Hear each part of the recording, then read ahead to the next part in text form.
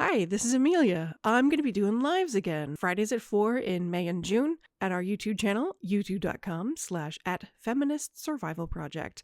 I'll be answering questions, singing songs, and talking about Murderbot. I hope you can join us.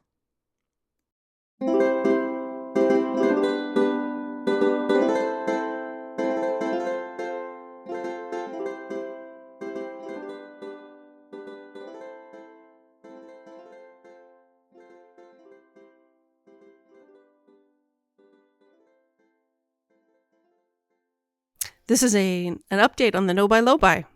That's what we're doing.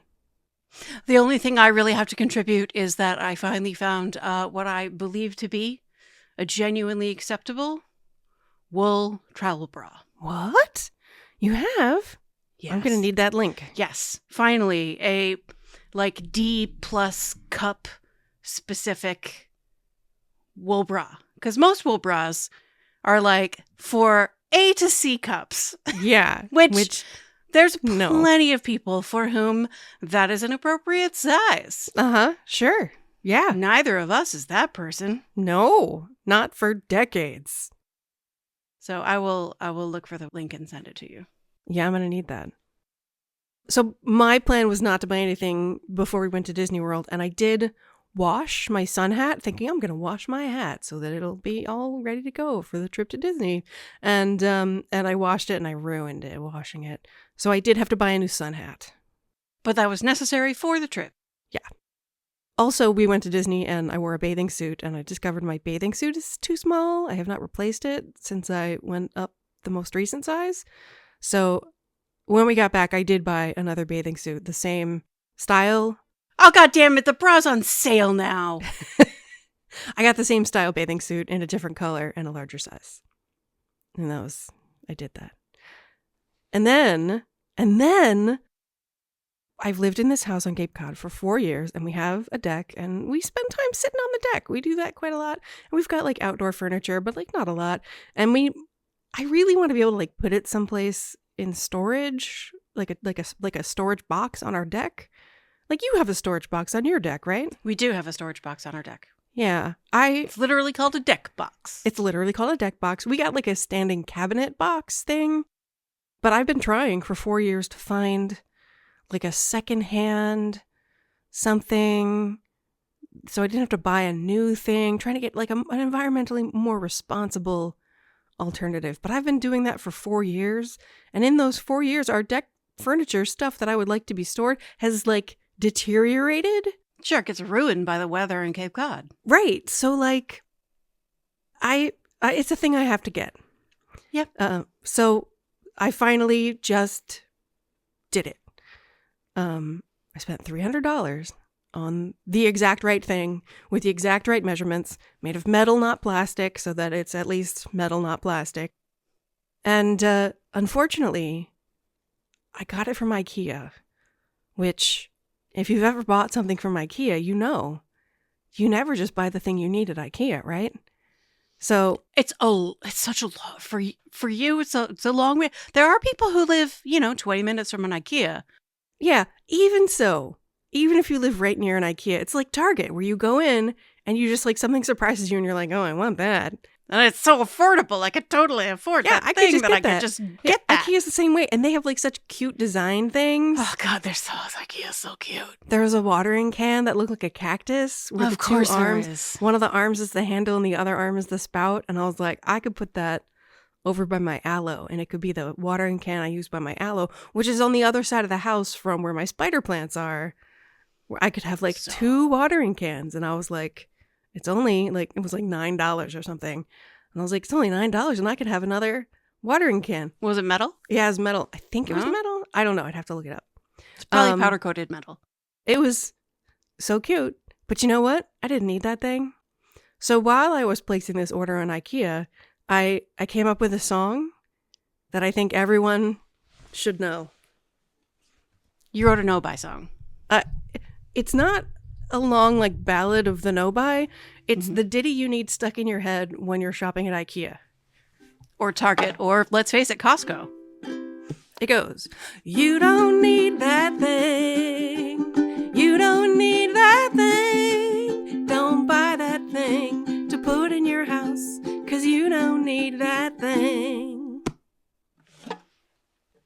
And that's it. That's pretty good. That's pretty good. Yeah. So I'm going through IKEA.com because, of course, I'm shopping online to go pick it up. Because I'm not walking through IKEA. Nah, I can't even walk from the parking lot into the door at IKEA. IKEA pickup is so terrible. Yeah. IKEA pickup is bad. It went well this time. It was much better than the last time I tried it. That's literally the only time I've ever heard IKEA pickup going well. Yeah. I went and they brought the thing out and, I helped put it in my car and, I had to whatever. It was fine. It went great. Great. So I did that for the cactus watering can. And then there was an eye mask in a gray-green color. They don't have any other sleep eye masks. They had a sleep eye mask in a gray-green color. And it's the exact color that is the accent color in our third bedroom. And I like to keep an eye mask in a guest bedroom so that the people who stay here can have an eye mask. Because sure. You get a lot of, there's 3 windows in a very small room. I have some extras. You could have asked me. I also have extras, but this one matched perfectly the accent color in that room. So I was like, it's only $4. $4? You know what? But you know what? You don't need that thing. You don't need that thing. Don't buy that thing to put in your house, because you don't need that thing. They also had bookends. And bookends. Most of our bookshelves are in that third guest room. There's a huge built-in bookshelf thing in that room. Bookends are infinitely useful. Yeah. And you know what? They were that same gray-green color. Ugh! We've had books on those shelves for 4 years. And you know what? You don't need that thing. You don't need that thing. Don't buy that thing to put in your house, because you don't need that thing. Nice. Yeah. The hamper in my bathroom is what's it called? Rattan or straw or wicker. It's probably rattan, yeah. One of those, yeah. And the lid, the final edge trim has broken off. So there's just sticks sticking out on the end. And it's a little annoying, but it's fine. It's fully functional. But you know what they have a lot of at IKEA? Oh, baskets. Baskets and hampers. And there were so many cute ones. But you know what? Oh, God. You don't need that thing. You don't need that thing. Don't buy that thing to put in your house, because you don't need that thing. No wonder you had time to write a song. There were so many things to buy. IKEA had so many things. So many things to buy. That I wanted. Another thing that I absolutely needed was a deck umbrella, because the deck umbrella we've had for 3 years is ripped and rusty and literally no longer functional. So that's the thing. Let the record show you actually texted me, I need to replace the deck umbrella. And to my knowledge, that is the thing you were going to get at IKEA. That was my primary motivator to shop at IKEA, because the original deck umbrella was also from IKEA. And I thought I can just upgrade to the next most expensive version, so that's maybe bigger or potentially higher quality and may last longer, but not deck umbrellas can be crazy expensive. And I was like, we don't use it that much that we need it to be the fanciest. Anyway, that was my primary motivation for going to IKEA, was to replace the deck umbrella. And then I thought, while I'm at it, I'm just going to go ahead and buy this container storage thing that is the same color and it matches the umbrella. And I've needed this for 4 years, and I'm just going to do it in order to preserve a thing that I already have, so I don't have to buy more of that. My deck furniture. Sure. Just little end tables and folding chairs that we can just put in this thing. And then our beach chairs also fit in there, because we live close to the beach. And we have beach chairs that need to go someplace convenient to grab on the way out the door. I did also buy a new beach chair, because I go to the beach. And the old chairs are fine. They're fine. But this is a beach chair that's like a chaise, where you sit on it and it just rests flat on the sand, but then it has a back that sits up. And I was like, that's the perfect thing for me. That's the position that's most comfortable for me. So I did spend $45 on that white and yellow striped with a bright blue strap. It's so cute. And I live at the beach. Like, I live less than a mile from the beach. And yeah, so I did cave that one time, but I did not buy the gray-green candles that were the same shade to go in the guest room because I didn't need that thing. Basically, we're doing this episode because I had to shop at IKEA and it was very difficult. Like, it was a strain. It was a challenge. Yeah. Yeah. May I talk about my purchasing situation? Yeah. It's been sort of the opposite of yours. I haven't been tempted by any particularly wonderful, attractive, novel thing. Mm-hmm. But I have been thinking about supply chains.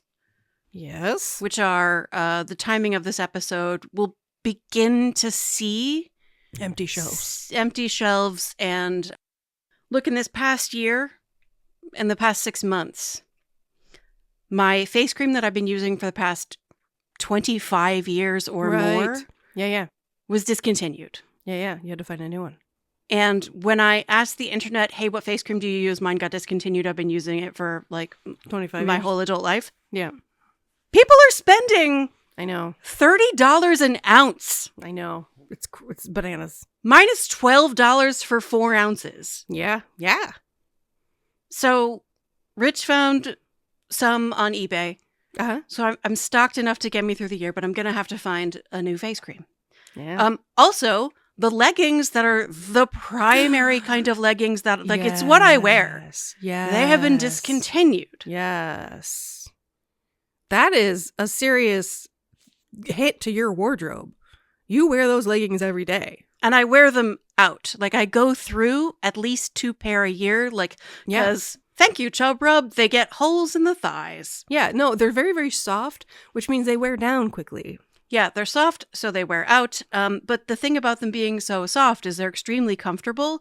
Yeah. And unlike almost all leggings, they are totally non-binding around the abdomen and waist. Right. They're not like compression anything. And I'm very sensitive to compression anything. I experience digestive distress in response to Spanx. Yeah, a lot of people do. That's pretty common. A lot of people do. I'm one of those people. And I finally found back in like 2014 these leggings. Yeah. And so for more than 10 years, they're the main thing that I have worn when I don't have to like dress up for work.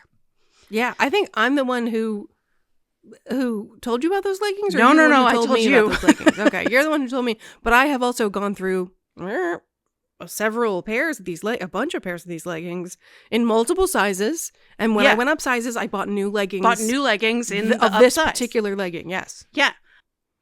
I found them because I knew I was going to be traveling a lot for book tour in 2015. Yeah. And I wanted super comfortable leggings to wear on planes and while driving and stuff. And so I found these, and it's very hard to find leggings that stay opaque. I mean, until you just like wash the bejesus out of them. Right. Yeah. But like they're leggings they're so soft you can sleep in them and they don't leave like they don't have a seam that's so dense that it leaves a mark on your leg while you sleep on it. They're really great. But they've been discontinued. Yeah. And also, my antidepressants last year and again this year, were out of stock and unavailable for 3 months. Oh, so for a big chunk of time last year and this year, I was under-medicated for depression. That's super bad. It was really bad. So the combination of these 3 totally unrelated things resulted in me buying back stock. Yeah. So I bought quite a number of pairs of these leggings. It'll last me about 10 years. Yeah, I also stocked up on leggings. Yeah, I had to buy them from 2 different places. Me too. Because black was not available at the actual website and blah, blah, blah. Rich got me my face cream off of eBay. Mm-hmm. And I also bought underwear. There's only one kind of underwear that I wear. And it might be the sort of thing that goes out of stock. Maybe. But that's a longer term thing than the kind of thing that's really a risk. I've been trying to expand my underwear possibilities to buy more sustainable underwear. Like to find a sustainable brand that makes plus sizes, plus sizes almost that impossible. actually fit. And it aren't is just such like a secondary straight thought size. Exactly. for a sustainable brand to be like, oh, let's make sure we include people who are, more than half the population. Right. For some reason. Yeah. So I've been trying to there's a company called Thunderpants, which is they're made in the USA. They're 100% cotton. They come in super fun patterns. And they make an ultra high-waisted uber granny panty that is just chef's kiss. But it's cotton, and I have been avoiding cotton. But I got a couple pair, and they're very comfortable and very stretchy and very soft. But they get wet and stay wet. And they cost $30 a pair. $30 for a pair of underwear? Yeah, I bought 3. Cotton underwear? Yeah, they're made in the USA. They're non-sweatshop underwear. That's what underwear costs if it isn't made in a sweatshop. How long does it last? I mean, I'm hoping for freaking ever. It better. Yeah, it better. They're very well made. The stitches are perfect. They're very good. But yeah. We'll see how, because I pay $10 a pair for underwear. Yeah. tomboyx also had a sale, so I'm trying tomboyx again. More cotton. Because I had tomboyx underwear, and then I grew 2 sizes, and I haven't replaced it because it's expensive. But they're a certified B Corp, so I like tomboyx. So I was like, all right, I'm gonna try tomboyx again in my new size, and they are very good. They're so much better than the exact same thing that I would get on Amazon. It looks the same, but they're actually so much better, but they cost 5 times as much. But they were on sale. It was actually tomboyx had a screw the tariff sale specifically. They called it that. So that was, and actually also the bathing suit company I bought is from a company called Beefcake. They are made in the USA, and they sent an email hey, just a heads up, our supply chain is changing. Our supplier for this fabric is changing. So we might have to raise prices, which we've been trying to do, and they're also a sustainable brand. They make small batches, so there's no waste. And so that I was already I need a bigger bathing suit because I live at the beach. And so I was all right, I'm just going to go ahead and buy one now. And they had limited options, so I got the color they had in stock. Sure. Anyway, yeah. No, the supply chain thing has affected, and I've been thinking also about Can I have your one that's a size smaller? No. I mean, maybe, yeah. But I don't think I'm not sure that this is my new defended weight, so I'd like to hang on to it because it is super cute, right?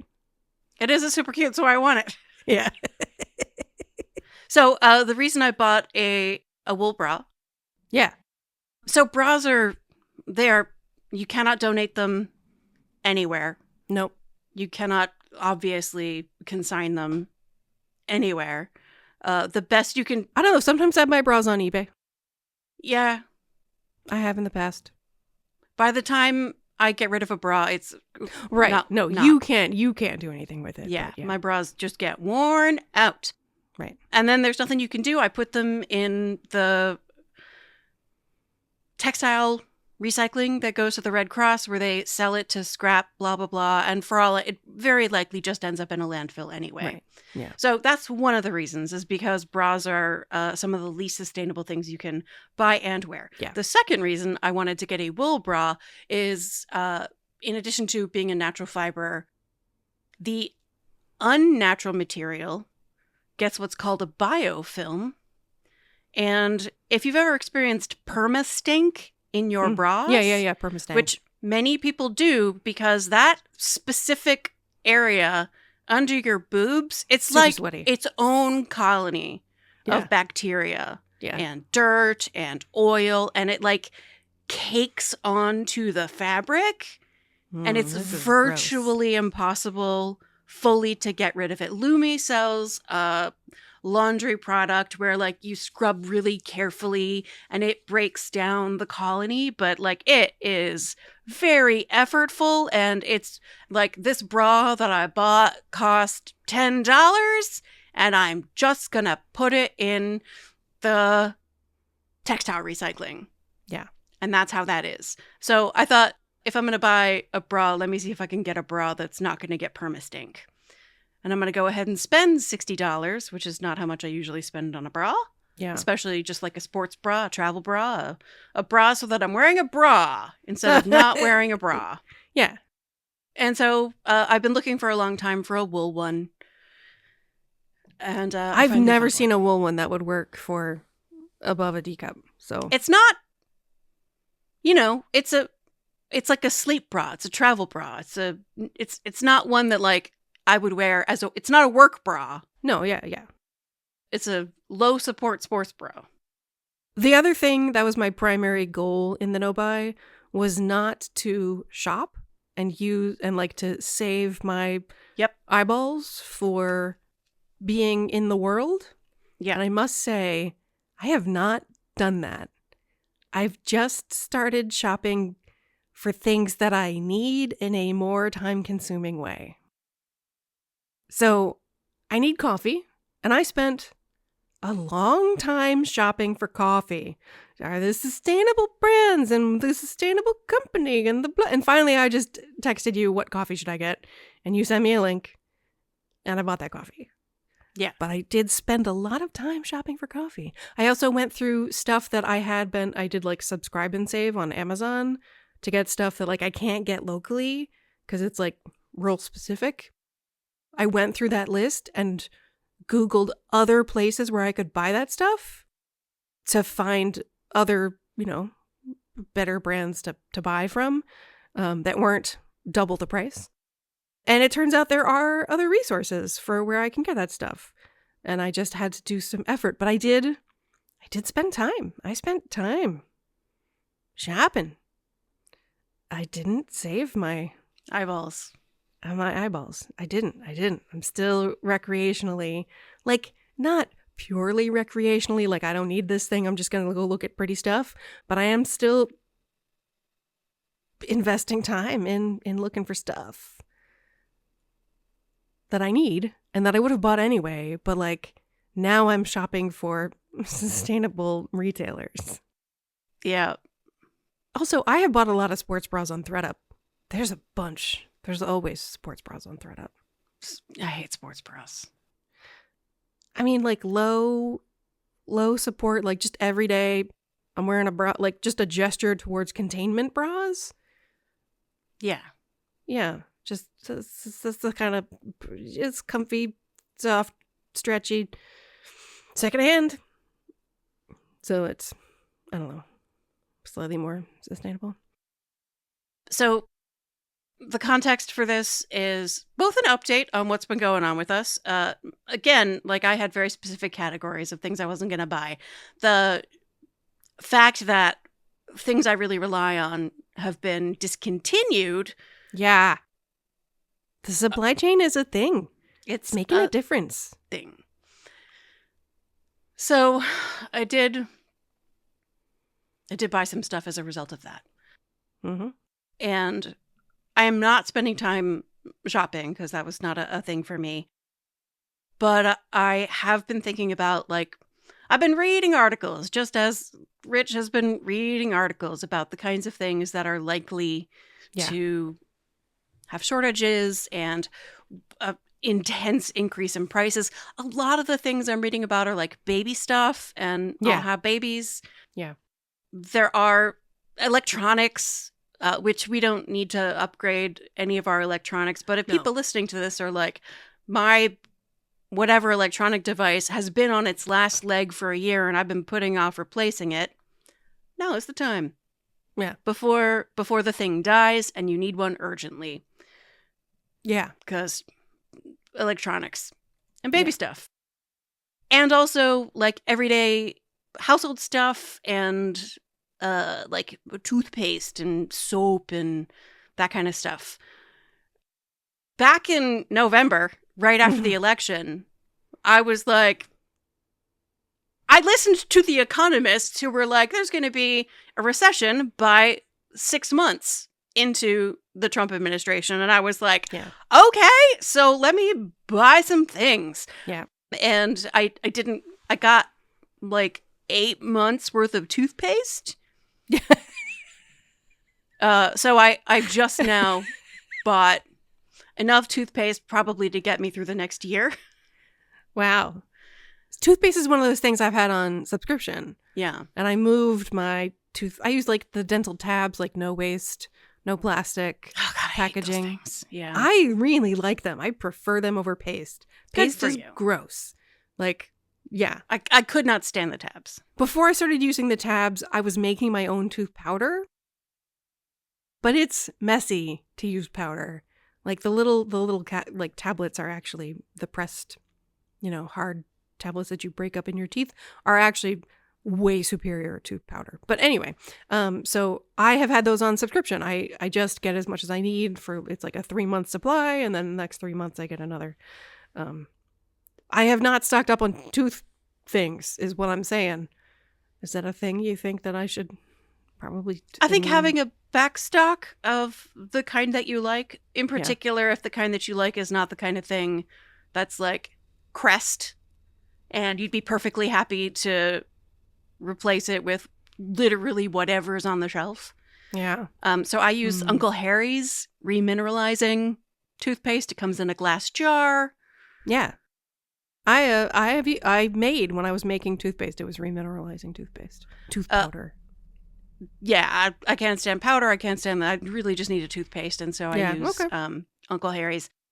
And while I was there, I also got, so you and I have both tried using the thing you'd use to brush a baby's teeth, which is like a little like finger cot you cover your finger with, and you brush your teeth with a sort of very slightly scrubby, very slightly minty thing. I cannot stand putting my finger in my mouth like that. It just, nope.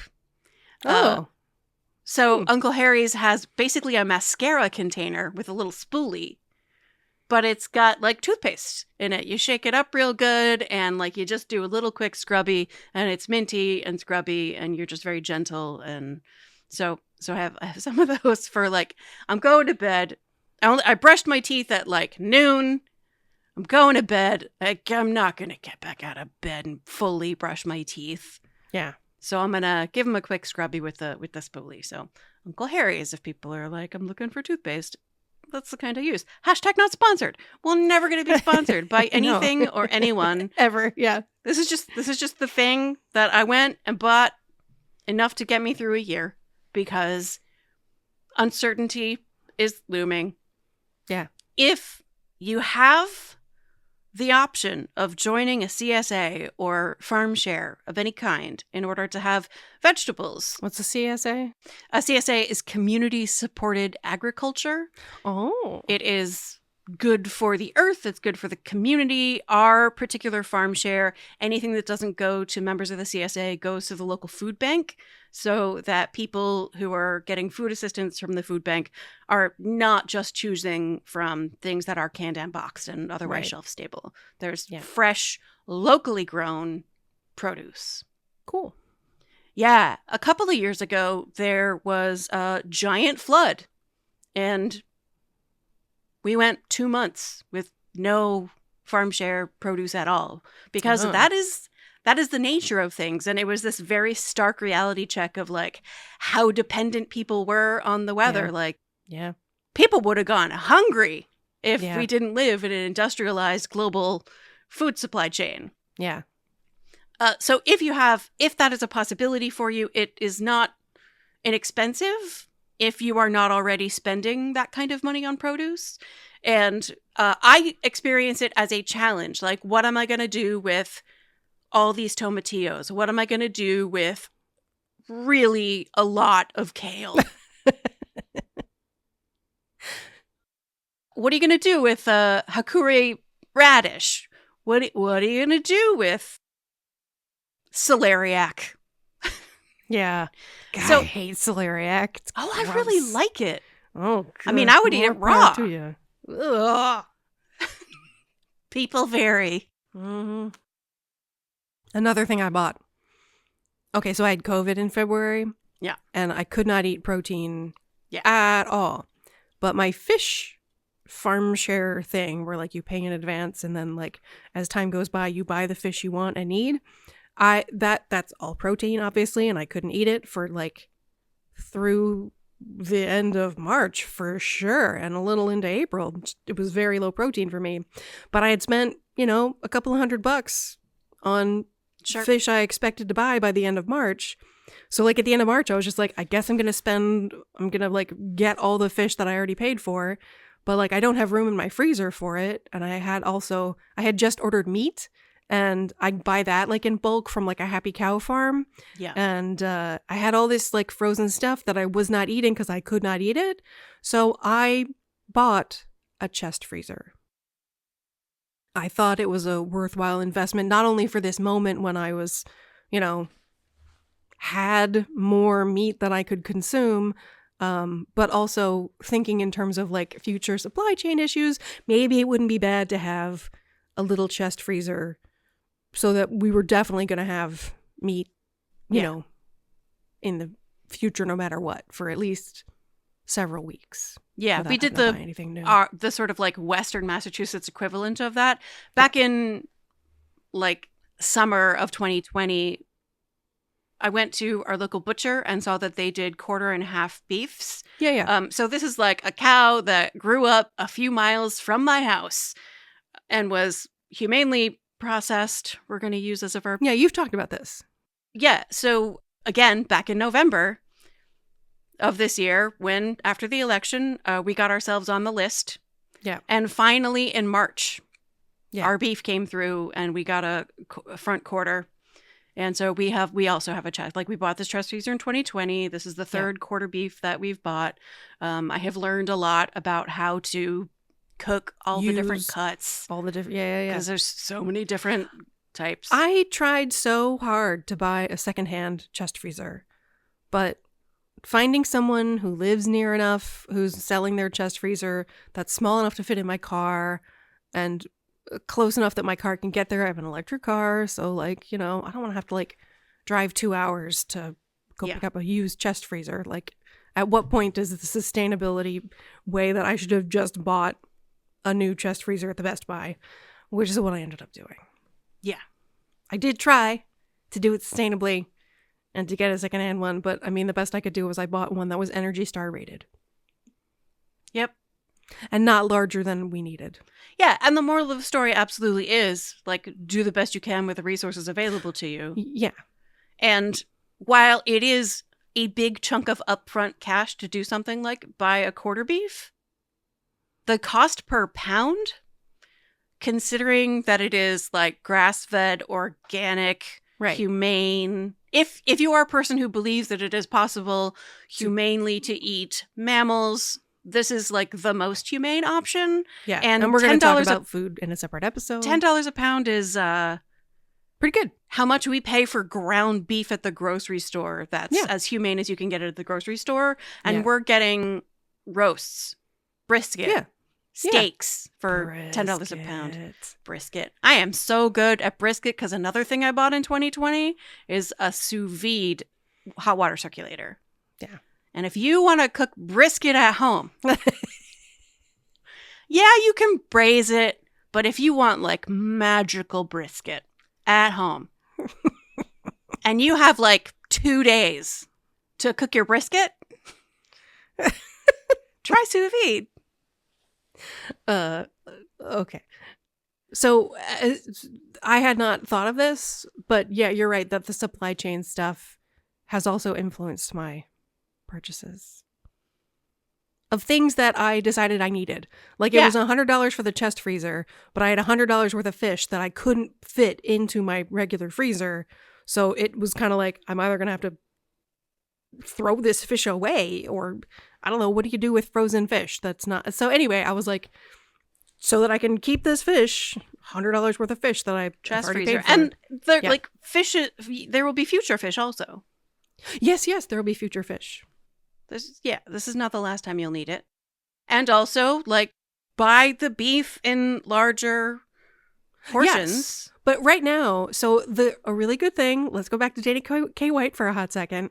The really great thing about the chest freezer, I also bought baskets that are specifically made for the chest freezer. It comes in the exact sizes that fits like a Tetris puzzle exactly right. So now I have containers, and I have like a container for fish and a container for beef and a container for chicken. So I know how much of each thing I can have. Like when I get low on beef, I can buy more beef. When I get low on fish, I can buy more fish. I have 2 fish baskets, 1 beef basket, a chicken basket, and a prepared meals basket. Yeah. No vegetables? No, the vegetables we put in our regular freezer. It could be, so another thing, because of the impact on farms that this could have, is very gradually and gently building up a backstock of frozen vegetables. Which last forever. They are just as nutritious as fresh. Yeah. Unlike canned, which you lose some of the nutrient. Yeah. So having a basket just for some backstock of like frozen leafy greens in particular. Well, we go through vegetables kind of fast, so we just like keep them in our regular freezer. And then the chest freezer serves as backstock for the meats. Did you not have experience during the pandemic, like deep in 2020, 2021, where there were some frozen vegetables that just weren't available? Not ones that I cared about. Oh, we did.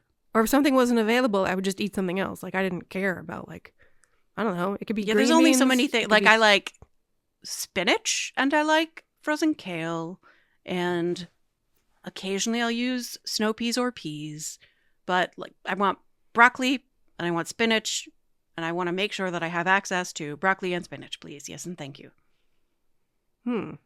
Spinach is super high histamine. Still, that's not a thing for you so much. So, I mean, I love frozen spinach.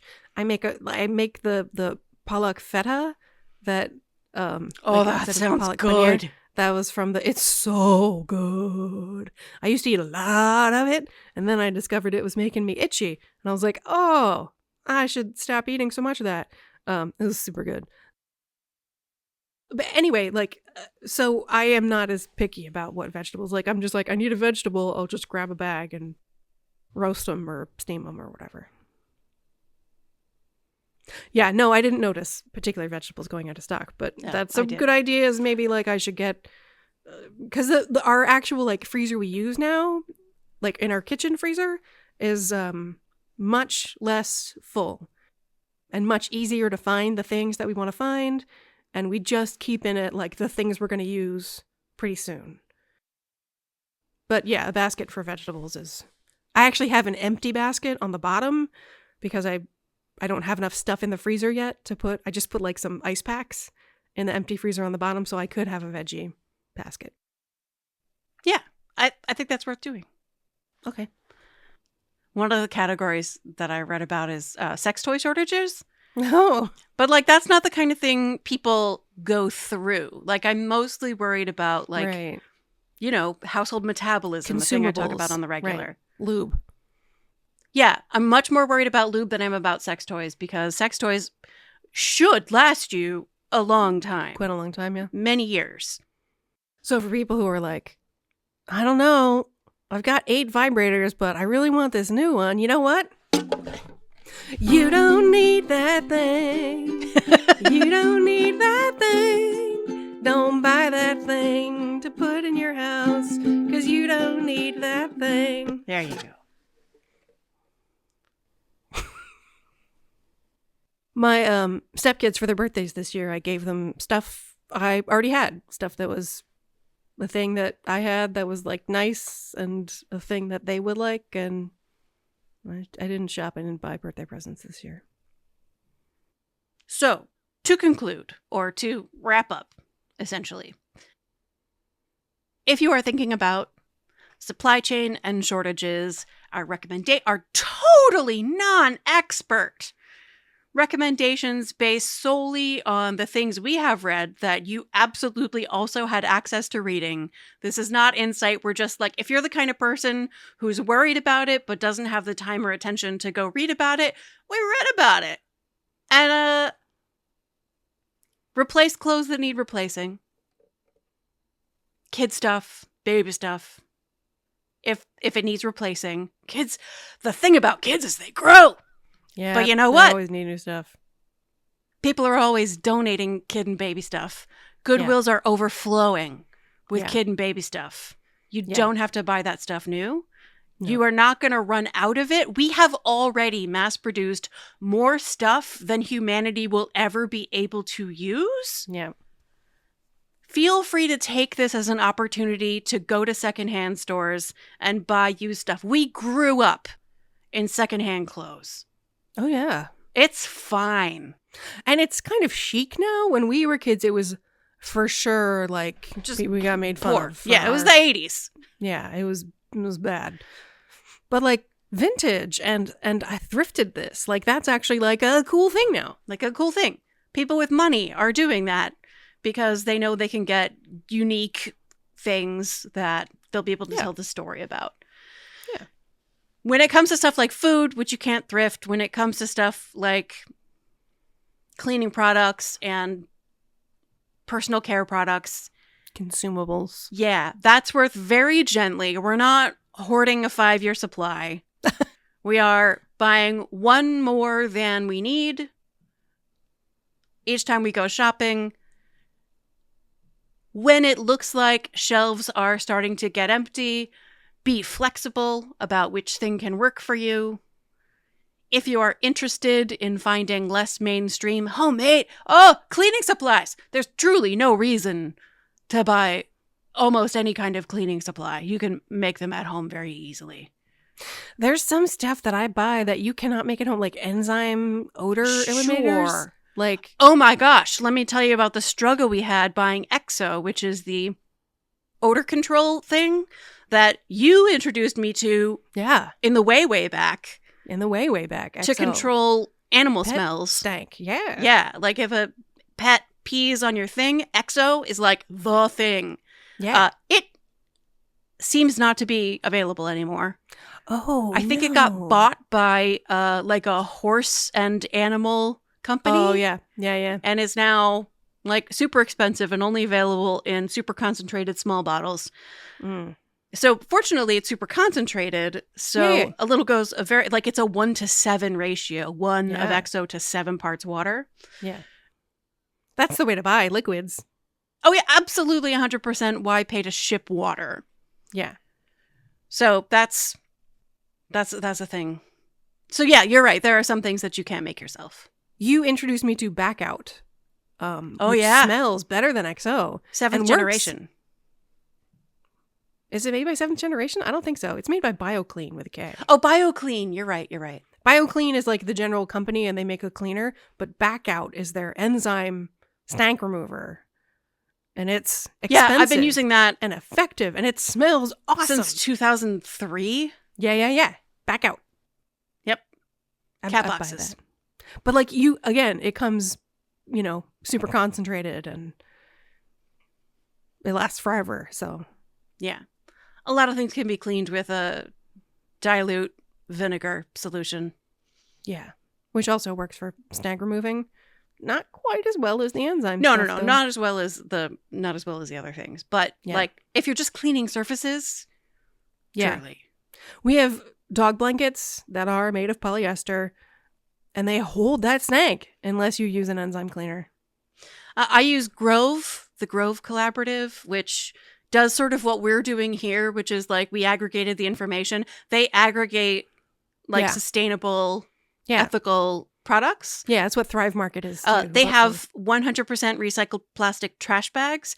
They're still plastic trash bags. Right. But they are at least recycled plastic. And they say on them 100% recycled plastic so that like when you take that trash bag to the dump, you're like, this is recycled plastic.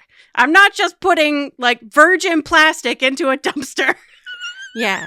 I think theirs are also labeled post-consumer waste, which is like the gold standard of recycled plastic. Yeah. So, but they are still plastic trash bags. They get used the one time and then they're gone forever.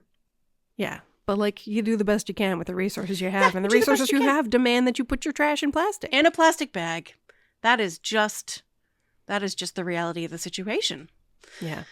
I also had bought recycled plastic, post-consumer waste, ocean-bound plastic trash bags on Amazon because I hadn't been able to find them. But like the world has changed in the past several years, and there's a lot more availability of like eco-friendly products on other places. Yeah. So Thrive Market has trash bags that are made of recycled plastic and also compostable plastics, bioplastics, as does Grove. And you can compare like which ones are, this is a thing that I did. I spent my time shopping for a new place to buy my trash bags. And I landed on the ones from Thrive Market. Yeah, that's a thing I haven't tried, is the Thrive Market situation. It's a subscription. You gotta pay. That's why I don't do it. It's because you have to pay to shop someplace. Yeah, I know. I don't recommend it in particular. I'm not like, oh, this is a thing everyone should do. But like, I decided I would try it. And it turns out they have a lot of availability. Like my magnesium supplements that I take a very specific kind of magnesium supplement. I used to have to get them on Amazon because if I got them from like the supplement website, they cost 30% more, which is many dollars that I take 3 of these pills every day. Me too. So like, it's up. But on Thrive Market, they had them for the same price as on Amazon. Really? And they have a thing that's like, if you find this at a lower price, we will, let us know and we will charge you the same thing that the other company charges. So like, I thought that was worth doing. Who owns Thrive Market? It's a certified B Corp. Certified B Corp. And it ends up being worth it for you to pay the subscription because ultimately... Because I can buy stuff at the same price as Amazon, not from Amazon. Or Whole Foods. Also, when certain cuts of beef that I really want, like brisket, are not in stock at the Happy Cow Farm that I usually buy from, they have, grass-fed, pasture-raised meat. Which is a different approach if you do not have a local butcher who will sell you bulk, quarter, half, or whole beefs. Right, which most people don't. Right, yeah. You live in quite, Yeah, I have access to more things than you have access to, which is strange. Yeah. Because you live in like shishi fufu. Not really shishi fufu, but... don't live in... The thing is that the people who live here are not shishi fufu. The people who have vacation houses here are shishi fufu. Yeah, and they have their shit delivered by people who do their shopping for them. Yeah. Which is, I have to say, I have people do my shopping for me, and that's a service worth paying for me. For sure, because you've limited mobility, yeah. For like my physical disabilities and my sensory issues. And like, I also think like for people with kids, like grocery shopping with kids is, I can't imagine. Like, of course it's worth $4 or whatever to like place your order online and go pick it up. And the kids are in the car with you the whole time and you never have to like, it seems like. And you never have to like fight over the stuff they see on the shelves and have like a meltdown in the checkout because they want a packet of Rolos and you're like. I feel like that's worth $4 for people who have $4 to spend on that. Yeah. And I feel like the amount of money and aggravation you save by not having to fight your kids or give in and buy the $4 box of candy cereal. Yeah, exactly. Bruise everybody's quality. And also like your time. It saves you like an hour and a half. Is your time worth $4 an hour and a half? Yeah. Mine is. Some people really enjoy shopping. They love the browsing. They enjoy the hunt. In which case, have at it. You'll enjoy the fact that the rest of us aren't there. Exactly. Maybe being in the store is a better experience because all the people who hate being in there are out there.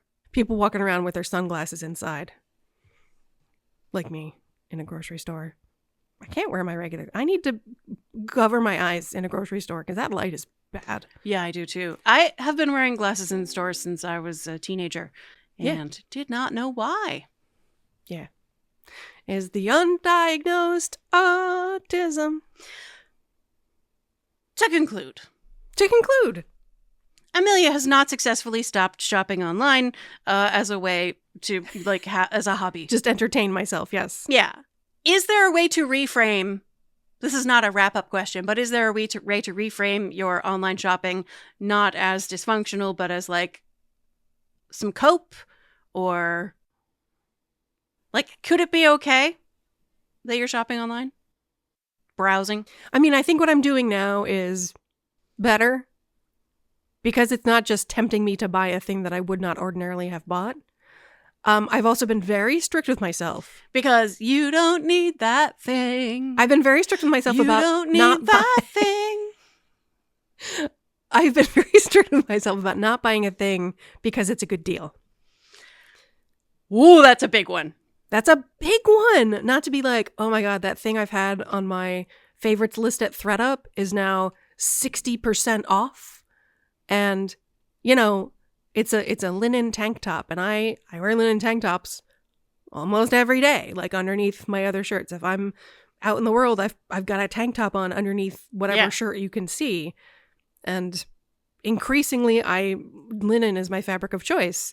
So when I see one on ThredUp, people in the 18th century knew what was up. Linen underwear. Yeah, linen is good stuff for wearing the under right your thing stuff. to wear against your skin.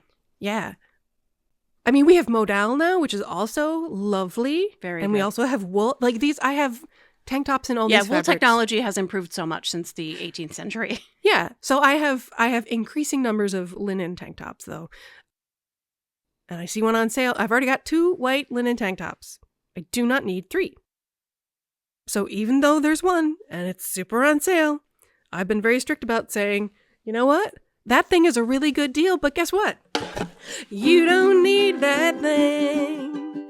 You don't need that thing. Don't buy that thing to put in your house, 'cause you don't need that thing.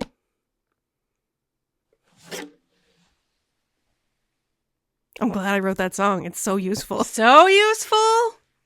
So the only things to worry about in terms of the tariffs and potential shortages in a recession are electronics that can break, that are like about to break in your life, and stuff you consume that just gets used up. Yeah. The more local, the shorter you can make your supply chains around food in particular. And if you have particular dietary needs or ethical, we will talk about food again, I promise. So the only things to worry about with the supply chain, I have already said, richly, so I'm just reiterating to get my brain back on track, is electronics that could be worn out in the next year or so, and stuff that you use up. Mm-hmm. Shorten your supply chains wherever you can. I've already said all that stuff. It's worth not hoarding, but maybe like a little extra backstock. Yeah, not hoarding, a little extra backstock. In case anybody's like, what's backstock? It means that like you have a bar of soap in your shower, and then you have another one in the cabinet ready to go for when that bar of soap is not big enough anymore to use. And what we're recommending is 2 bars of soap in the cabinet. 2 bars of soap in your cabinet instead of just 1. That's all. So that when one runs out and you take one out to replace it, you still have one. Mm-hmm. And then you go buy one to make sure you still have 2. And if there isn't one available at that time, no worries. You have one as a backup for when this one runs out. And like there's no rush, it will come back. Things are just going to be slower. Yeah. You might have to be flexible on the kind that you use if you have flexibility around the kind that you use. That's all. Yeah. Nothing to worry about. And if the thing that has been like the thing that you used for 10 or 20 years gets discontinued, as has happened twice to me in the last 6 months. Yeah. Go ahead and hoard. Hoard.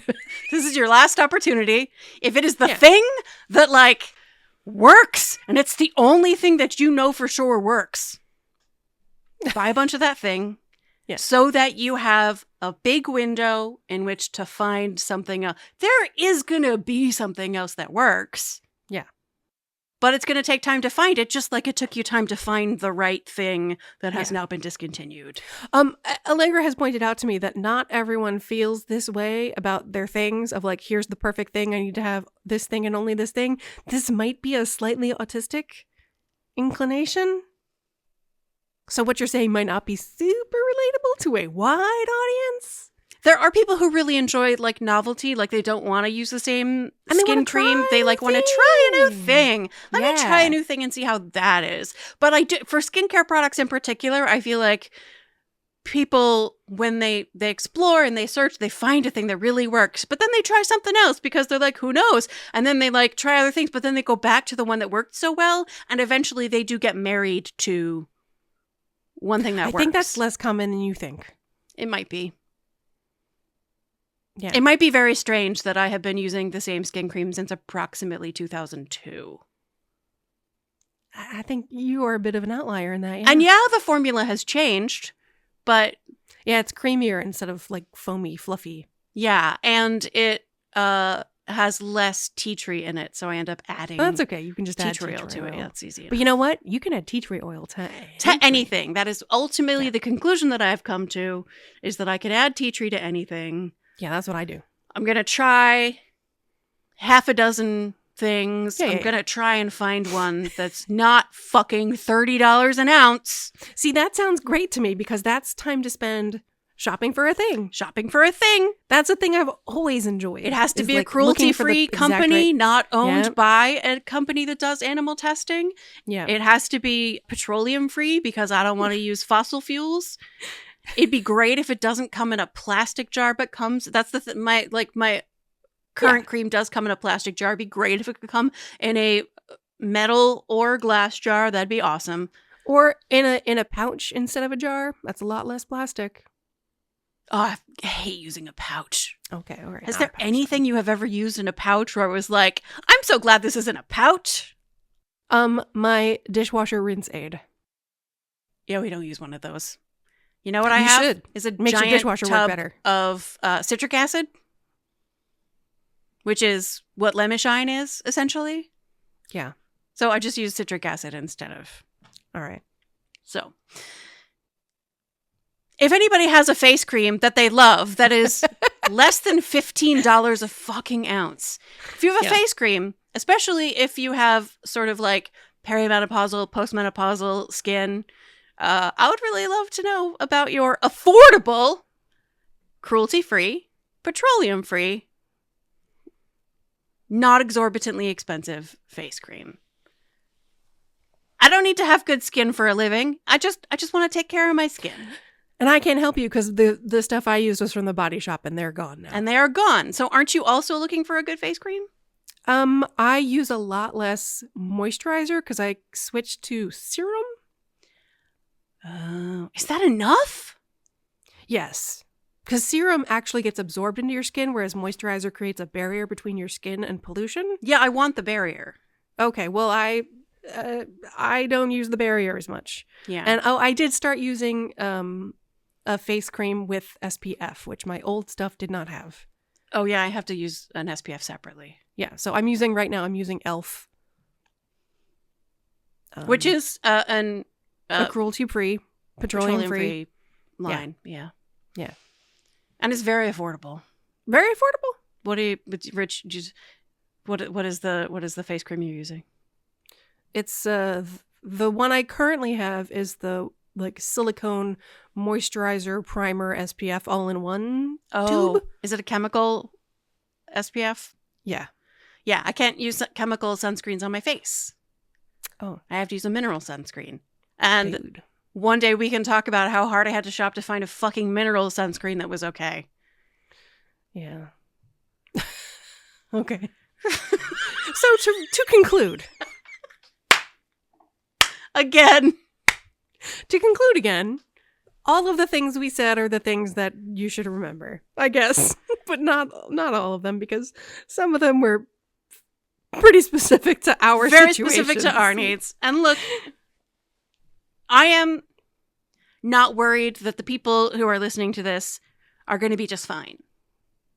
Yeah, absolutely. Especially if you have been on this sort of like no-buy, low-buy exploration with us. You're getting comfortable, like, using up the stuff you have and allowing yourself to, like, run out. Like socks. Is there anybody on Earth who doesn't have enough socks to get them through the next year? I definitely have not socks. Is there anybody on Earth who doesn't? Is there anybody listening to this Yeah. Among the people who would listen to this, yeah, socks are the kind of thing where they might get sparse around the shelves, but You probably got enough you socks. probably have enough socks to get you through. Here's the thing. Here's the problem with me is that I buy socks thinking, okay, this is the kind of sock I need. Turns out that's not the kind of sock I need. So I have to buy more socks. And it's not like you can just return an open pack of socks. Nope, you can't return it open. Yeah, Well, I don't know. I've got a lot tried. of socks that are not the right socks, but So get rid of the socks that are not the right socks. And it's like face cream. You got to try them. And they're within my clutter threshold. So Okay. my But you'll container says never I can use have them. them. They're like I within do wear them for at night, or I just don't wear them much. And so I went through a thing last year where I only had 2 pairs of compression socks that I only wore when I really needed to wear compression socks. But I should be wearing compression socks most of the time. So I bought 8 pairs of compression socks. And so now I have enough socks of the right kind of socks. Great. And if you ever find, and I gave you 2 pair. Those are the 2 pair I had. Yeah. I have another pair that if you're like, oh crap, I actually wore out a pair of socks, come to me first. I have 8 pairs of compression socks now, so that's not likely. Not likely. Though, do you do the thing I do where you just rotate through a small number and keep some as you're when I wear out these, I'm going to rotate in these other ones? I do that. But for the compression socks, I bought them in specific colors for specific situations and specific shoes. Sure. So I wear my white ones with my white shoes, and my tan ones with my tan shoes, and my black ones with my black shoes. Yeah. My gray ones with my gray shoes. And the benefit of that is that it evens out. It slows down the wear of any specific pair, as long as you're not always wearing your white shoes. And I always know which socks to wear with which shoes. Yeah, so it reduces decision fatigue. I love that. So much of So this to is conclude- not relatable. So to conclude, Whoever's listening to this, if you did not listen to it on 2x speed, I apologize. you definitely should have listened to this on 2x speed. Definitely, this is an episode you could have listened to at unless you just you really can't- needed to except- kill the all right. entire time it takes you to fold laundry for a family of 8. All right. If you listen to this on 2x speed, here's the song once. Listen to it at regular normal speed so it sounds normal. You don't need that thing. You don't need that thing. Don't buy that thing to put in your house, 'cause you don't need that thing. And that is our episode. Thank you so much for listening. We'll be back. We're probably going to talk about food again. Yep. And cue the ukulele.